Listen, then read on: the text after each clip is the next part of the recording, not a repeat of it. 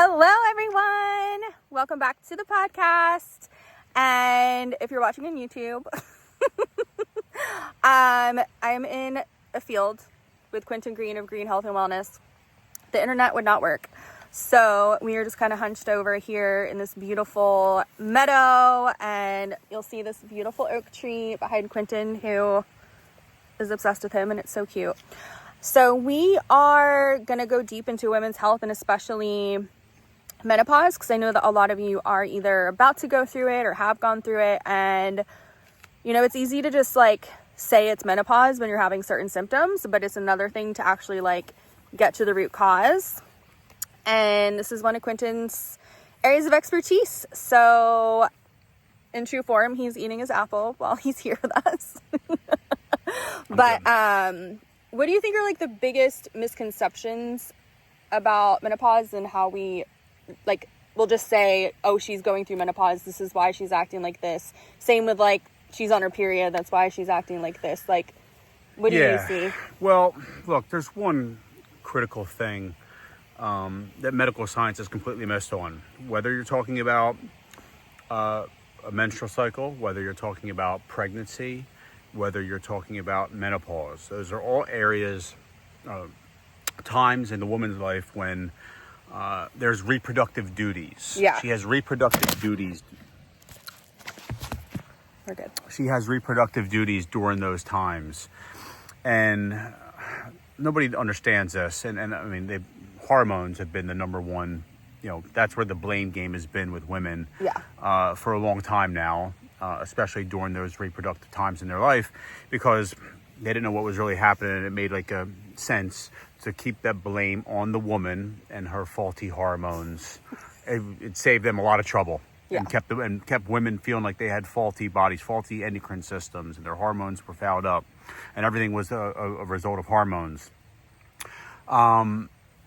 This is unbelievable to me that doctors don't know this. So any of those times in the woman's life, whether your menstrual cycle, pregnancy, or menopause, the immune system in the woman deems the reproductive duties most important.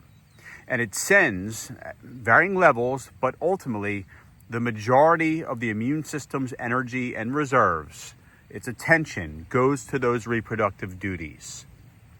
As it should. The idea in life is for the woman carries and brings new life. So it's a very important thing. I get that. The problem is, and back in the day, women used to breeze through their periods, their pregnancies. Their menopause was nothing. There were times that were actually looked forward to because everyone still felt good during them.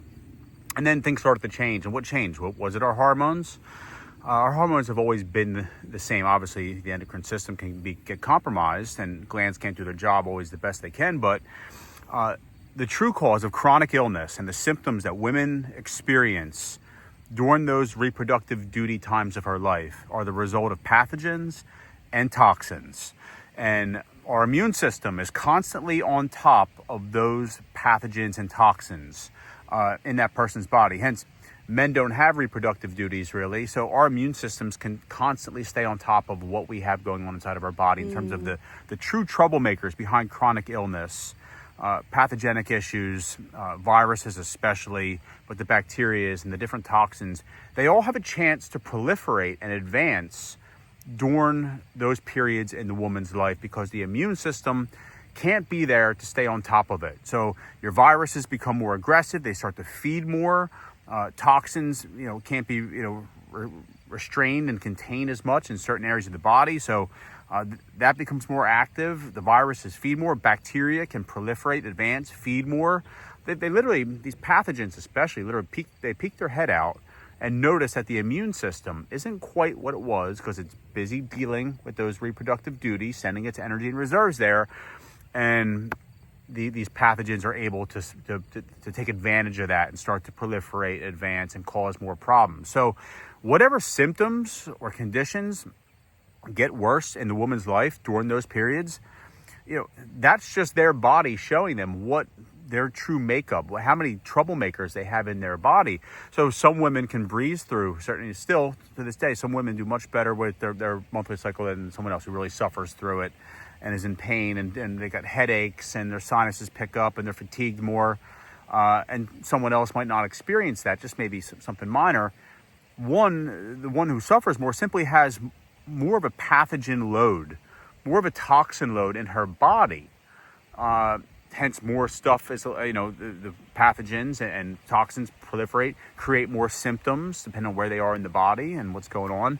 And then eventually, whether it's menopause, whether it's pregnancy, whether it's the menstrual, that period ends in their life. The immune system goes back to staying on top of those troublemakers, which were flared up. And you see at the end of your cycle, things go back to normal kind of, your headaches aren't as bad, until the next time around. So doctors can't explain that to women. It would make a lot of women feel better, I think, at least to give them a definitive something to look at when they are struggling in these periods of their life. Postpartum depression, postpartum anything now, they're labeling everything, when women are struggling after pregnancy, it's because their immune system was compromised for literally 9 months. Yeah. It was being asked, at different periods. During childbirth, up to 90% of the immune system's energy and reserves go to those reproductive duties during childbirth. During pregnancy, sometimes it's 50%, sometimes it's 70%, depending on what stage they're in. But, that woman's pathogens when she's pregnant and the toxins have a really long opportunity to flare up and create symptoms, and you're left with something, post-pregnancy, some kind of new condition, some kind of new symptom, some new illness. That was just things taking advantage of your immune system being occupied. How often do you see women going on SSRIs after giving birth? It's pretty common. What are your thoughts on that?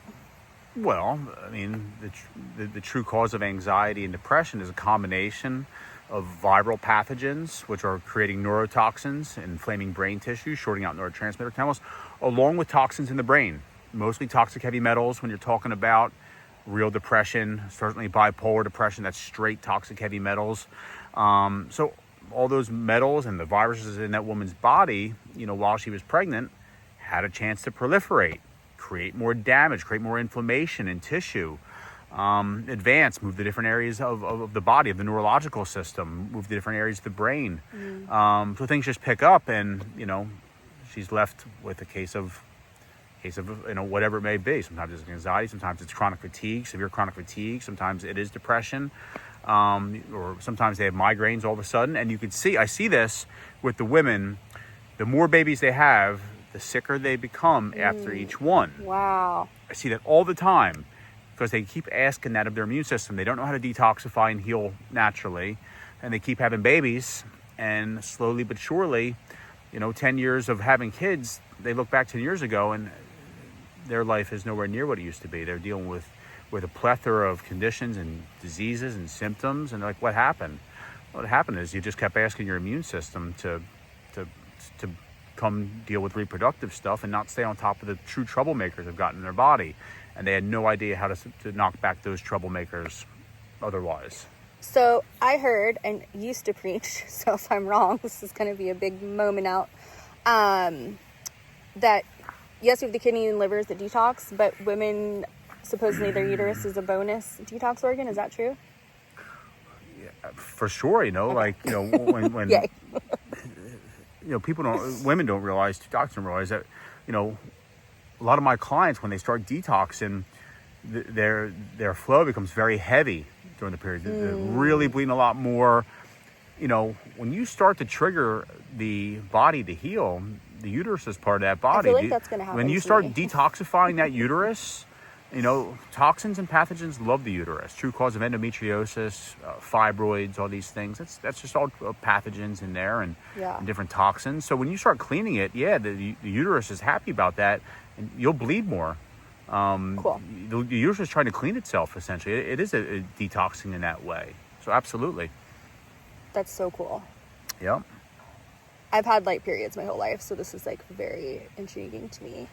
Yeah, and everyone's different. I will say also, when it comes to periods and stuff in the reproductive cycles, the pituitary gland is really, important too. That's final say over the reproductive duties. So a lot of women are dealing with some kind of weakness in their pituitary gland, so it's not doing its job quite properly, and that combined with a reproductive system that's become toxic and pathogenic between, all parts, ovaries as well, and uterus and cervix, everything, the combination of those two, women lead to irregular periods, they don't know what's going on, they stop having them, and by the way, I should mention that with menopause, sometimes women get early menopause. It's forced into early menopause by virus, Epstein-Barr virus, especially. Whoa. Well, when you get enough viral activity down there and enough neurotoxin and viral waste is created, it can encourage someone to go into menopause earlier than they normally would. Don't you feel like we're kind of in an epidemic with that? There's been a viral explosion, absolutely. Epstein-Barr virus leading the way, but shingles, non-rashing shingles, all the human herpes viruses, they've undiscovered human herpes viruses. There's over 65 strains of Epstein-Barr virus now, and they're mutating every day, getting more and more aggressive. So when it comes to the woman and the reproductive duties, so the true cause of infertility and miscarriage, you're talking about the same troublemakers down there that are causing fibroids, endometriosis, ovarian cysts, all that. And bacteria is involved down there as well. Bacteria is your true cause of UTIs, bacterial vaginosis, yeast infections. That's strep bacteria down there, which is Epstein-Barr virus's best friend. They're cofactors. But strep enjoys life down there as well. So, things enjoy reproductive system of men and women, Wow. So for sure. That's crazy. So I know that you help a lot of women who have the hormonal stuff, but then they are on the SSRIs and the SNRIs. And that's one of the things that I'm very excited to know that you help them with that, because I feel like there's so many people in the coaching space, doctors, whatever, who won't touch a client if they're on SSRIs because they're scared. And I feel like you do such a good job of safely helping people with that journey. Do you want to share a little bit about that? Well, and as I said, all pharmaceuticals are the same to me, getting off of them. Okay, cool. They're not meant to be in the body. The body doesn't do well with them. Yeah. It often rejects them, So, look, I just go in and just detoxify that person. You just start taking away the root cause of what they have going on, get them detoxified, knock back their pathogens, and they start to feel better naturally. And it's easy to work yourself off of a pharmaceutical. I don't care.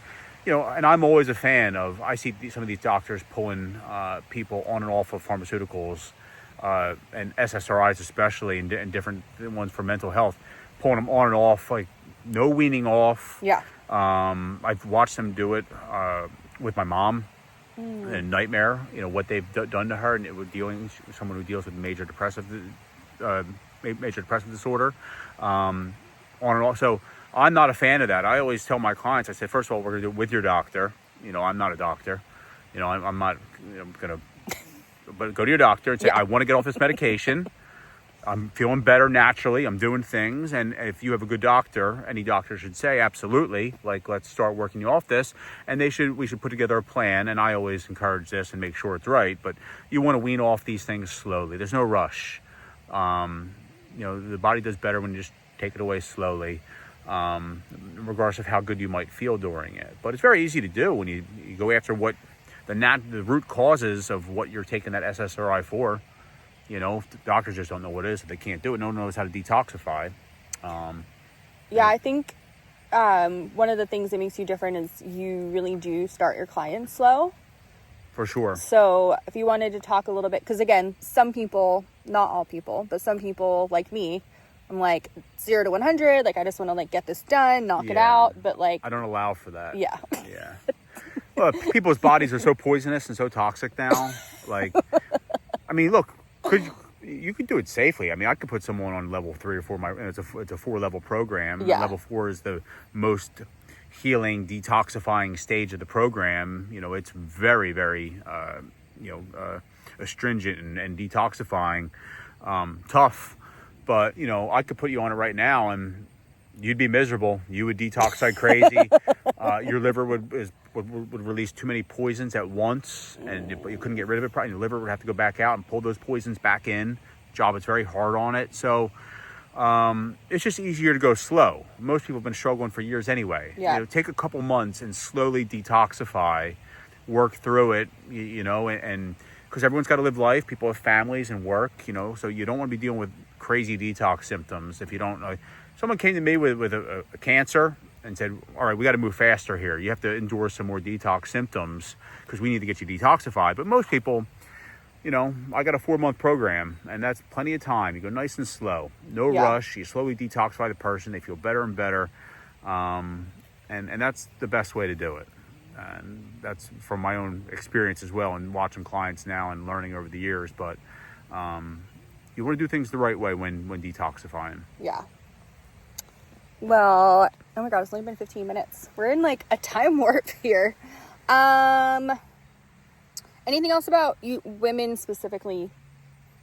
Like misconceptions? Well, I'll tell you, I feel bad for you because it means next life I'll most be of a my man. clients are women and moms, especially. I mean, now doctor's office they walked into and told they're crazy and told there's nothing wrong with them and get more blood work, get more blood work, get more imaging, get more imaging. It's a nightmare for women right now, you know, with what's going on. Because generally they're, because of the reproductive duties, I would say women are a bit more chronically ill and symptom-wise. Men are also much less likely to say they're not feeling well, and you might not know, but women, I think, are struggling right now more than ever before because they're not getting the right information.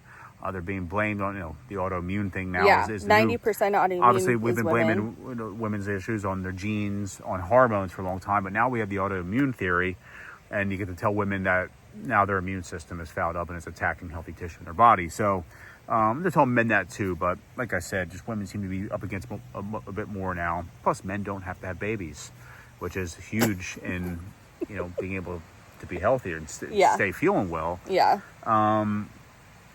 One thing I would say to women, I'm like, don't, you know, if what your doctor is telling you is just not resonating with you, like, if it's become enough, like, and you're just not having it anymore, it doesn't make sense. Your gut instinct is that they're missing something, you're missing something, something's being missed.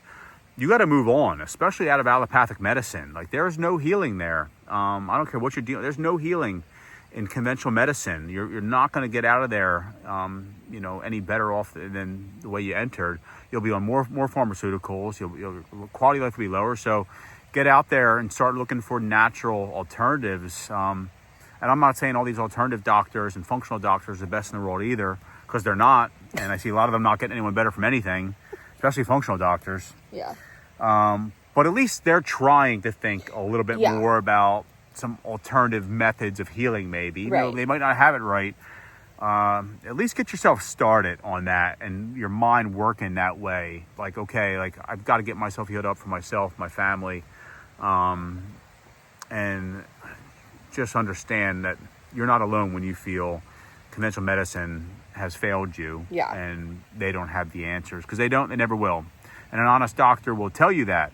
They'll tell you, look, I was not equipped with the necessary expertise required to get my patients better. That's what an honest doctor will tell someone.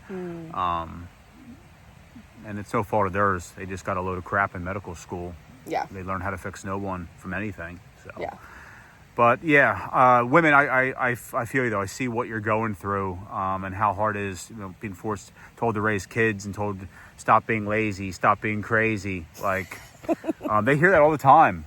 Yeah. Like, toughen up. Like, it's a shame, man, because people are some of the women are dealing with really advanced pathogenic issues and really advanced toxins, and it's, you know, it gives them an awful quality of life, and no one gets it, you know, and they are suffering, really suffering.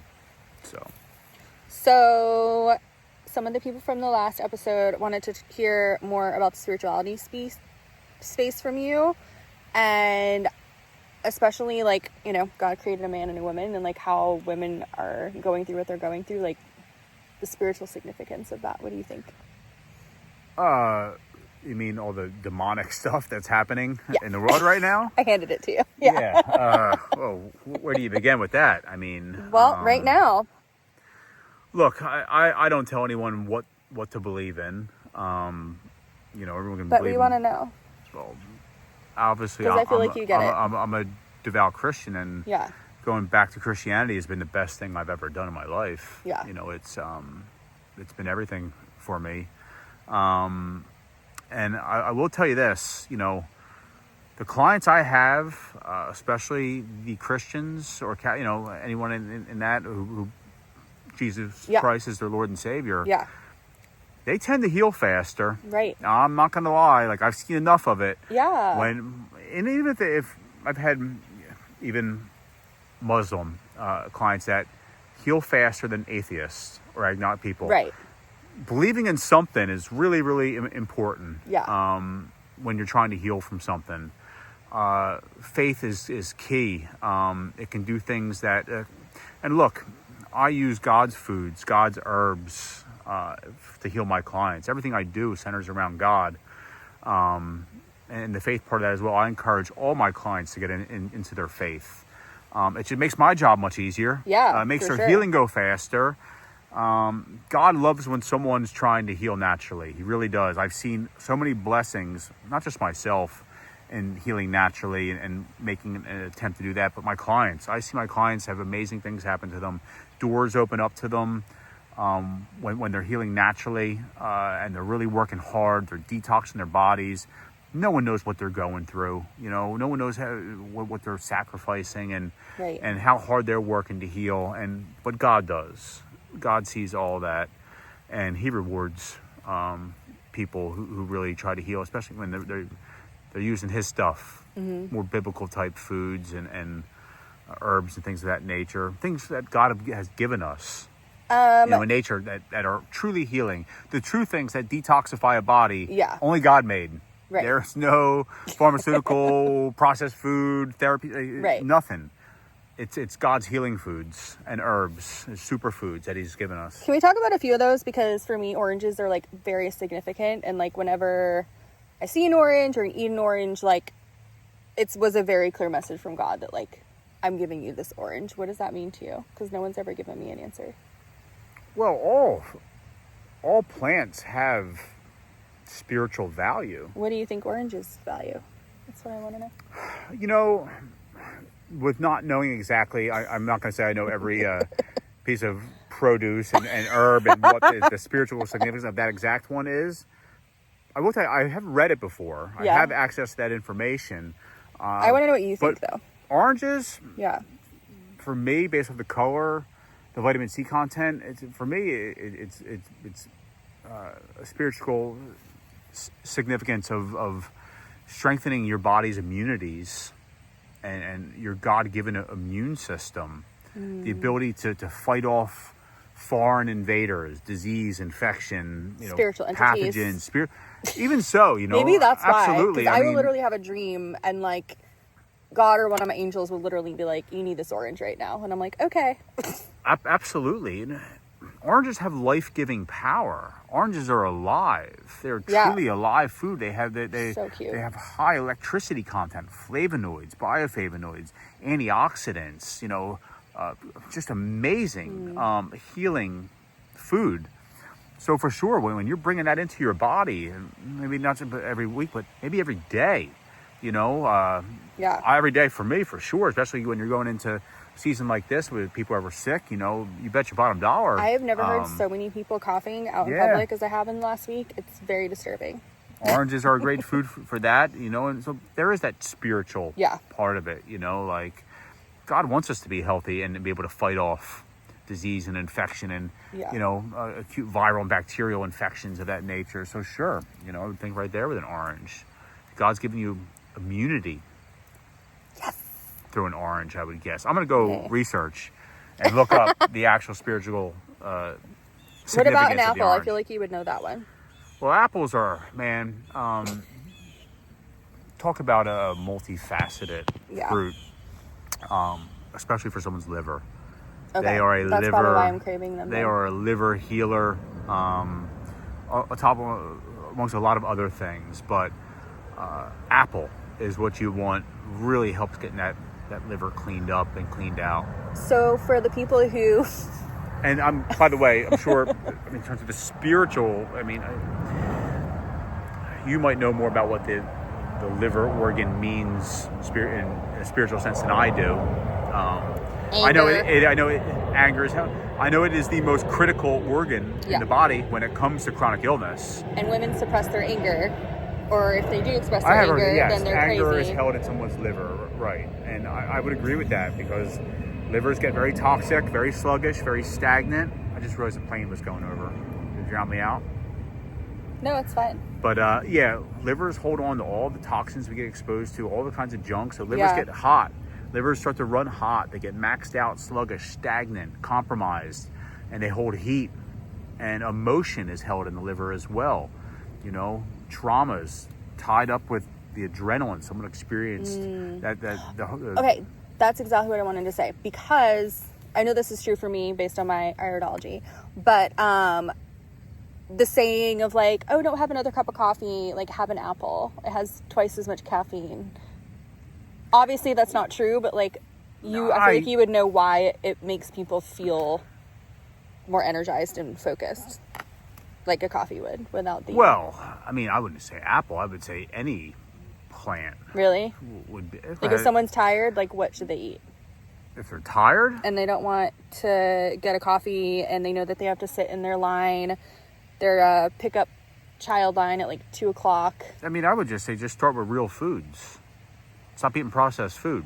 Whatever it is, just eat a real food that's alive. You know, high electricity food. Like, I wouldn't eat a piece of meat if I was looking for energy. Okay. I mean, that's the misconception too. Of course, because that's because protein's a stimulant. Protein is a stimulant. It doesn't give you true natural energy. It makes you feel satiated. It has a stimulant effect to it. But in terms of true life-giving energy, on it, you know, that's a cellular job. That's a cellular level type thing. So you need cleaning of cells, regeneration of cells, cellular regeneration. Meat doesn't have those capabilities. Okay. And I'm not knocking meat. I'm just saying it's just the way it is. Dead animal flesh doesn't have that capability to detoxify and regenerate tissue, so you could truly feel natural energy. Okay, last question and we'll close up. What are your thoughts, because there's a big movement right now in the spirituality space about people going on like 21-day water fasts? Oh, it's a nightmare. But they're like, I feel so much better, I'm coming out of this, blah, blah, blah. But to me, who sees energy, their energy field doesn't look any different to me. Why do people think that they're feeling better by starving themselves for 21 days?